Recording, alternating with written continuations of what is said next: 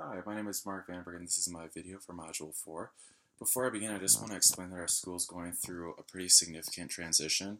We are replacing 5 teachers next year, all of whom had north of 10 years of experience each. So a lot of our answers on the scale were based off of last year's staff, or they incorporated a sense of a prediction as to what's going to happen. So that being said, for the relationships category, um, our principal marked us as modeling, largely because she had such an experienced staff last year that was able to form such strong relationships with the student.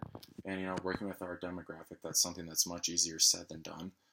They were able to make that trustworthy relationship happen, as well as incorporate the families into the learning, not only through keeping the families in the loop as to what's going on, but also keeping those families accountable for their child's learning.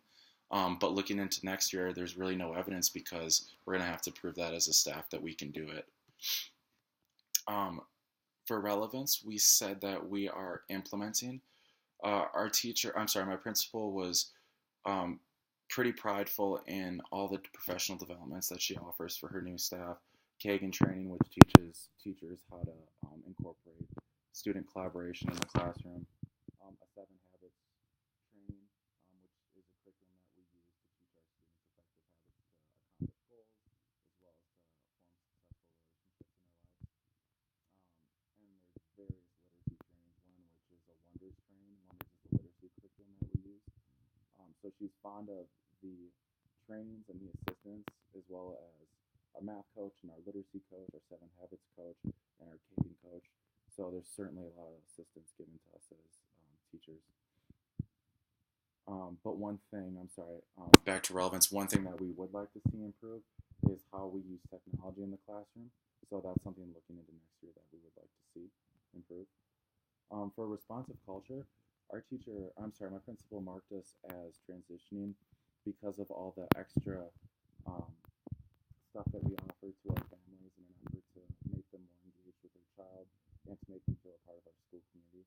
We do title nights once every other month, and that's a potluck put on by our school, so families are welcome to come to the chat. They have food, they have pizza, they have meatballs, we have read stations, math stations that are led by teachers, as well as some fun stations too, so it's a chance for all the families to get together, as well as to cooperate with their teachers. And she also credits the responsive culture to a few very important office members that we have, Claudette and Veronica, 2 of whom can both speak fluent Spanish. They're able to directly communicate with any parent that we serve. So, having those people in power, both of whom went through our school district, so that's very as well as a great resource for our families. Our rigor, that we mark that as our biggest area of growth. She said I'd categorize us as implementing because we do focus on lifelong learners. She's referring to, setting goals with our students outside of the classroom. We have a career week where students mark out when they'll graduate high school, where they want to go to college, or if they want to choose a different path in life, what steps they need to do to get there. So she's proud of her emphasis on creating a whole, well-rounded learner. But the biggest area of growth that we need to see happen is how our teachers can adapt our Wonders curriculum, our literacy, to meet the needs of our students, how well they can use our IXL and math curriculums, and as well as how well we use student data to drive our instruction. In terms of principal's leadership style, I would mark her as path goal.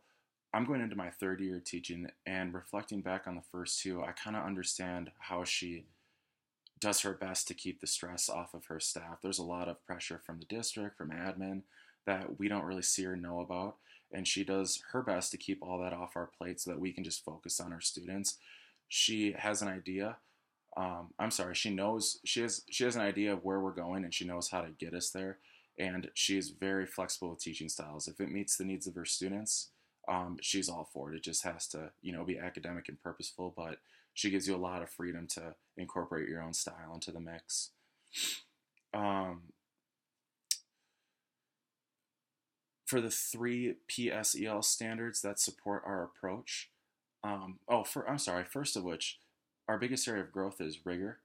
And in the past, I've had great mentor teachers take me under their wing in terms of planning and prepping and making sure I'm using the right curriculum the right way and making sure that I'm structuring my blocks the right way. Um, so now that I'm a third year and I'm working with the first year teacher, it's going to be my responsibility to kind of be that person that was there for me.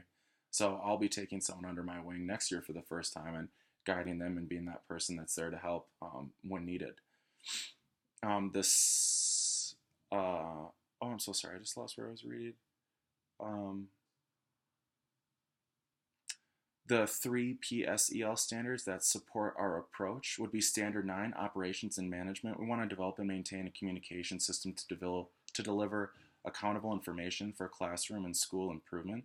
So just making sure that as a staff that we can collaborate and talk with one another and problem solve together. Standard 6, Professional Capacity of School Personnel. We want to empower and motivate teachers and staff to the highest levels of professional practice and to continuing learning and improvement.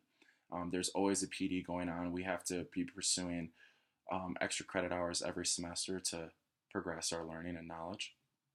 Um, and Standard 4, Curriculum Instruction and Assessment. We want to use assessment data appropriately and within technical limitations to monitor student progress and improve instruction.